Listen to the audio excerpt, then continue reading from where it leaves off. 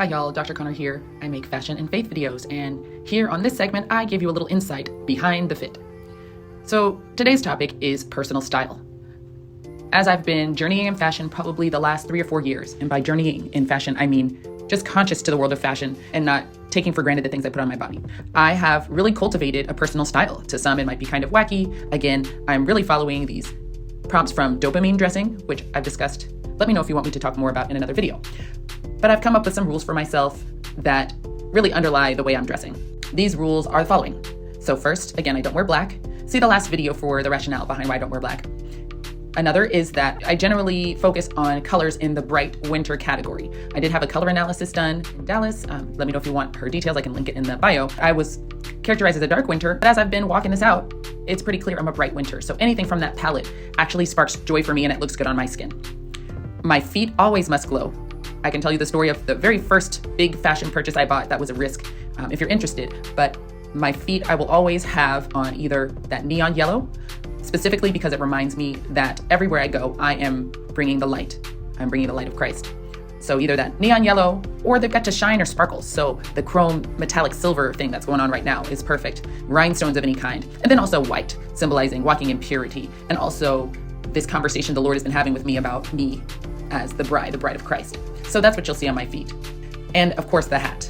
I have not typically gone many places without that hat if I'm not at the gym for many years. And to me, the hat again represents what the Lord is doing in me in terms of a revelation of royalty. So if we as believers are called to be the bride of Christ, and I certainly know I am the bride of Christ, then that means we are the queen to the King of Kings. The most powerful person in the universe is my husband.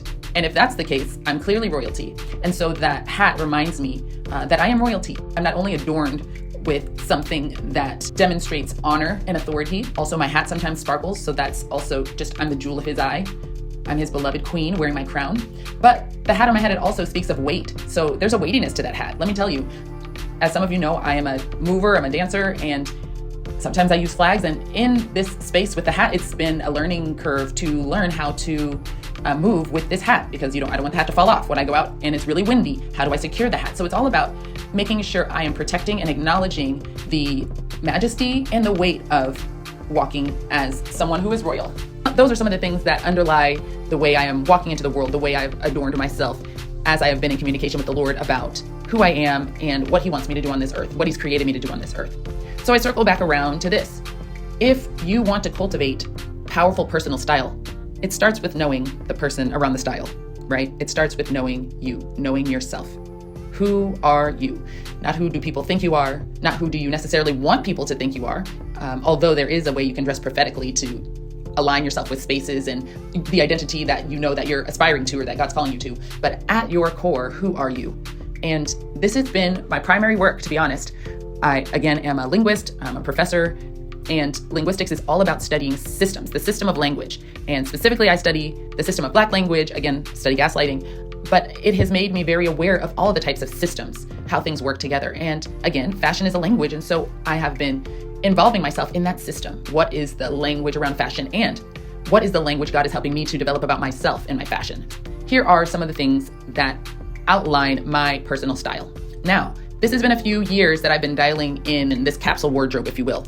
I started by really just collecting all the things I loved, and slowly as I pieced through my closet, I realized that there was a synergy, or there was a system to the things that brought me joy, to the things that represented my personal style. In the Seeing Green video, I talked about how that suit felt nice, but it actually wasn't within my rules, right? It wasn't within the system by which I am cultivating style. And again, the silver Armani suit was the way that I could do that pinstripe suit the best.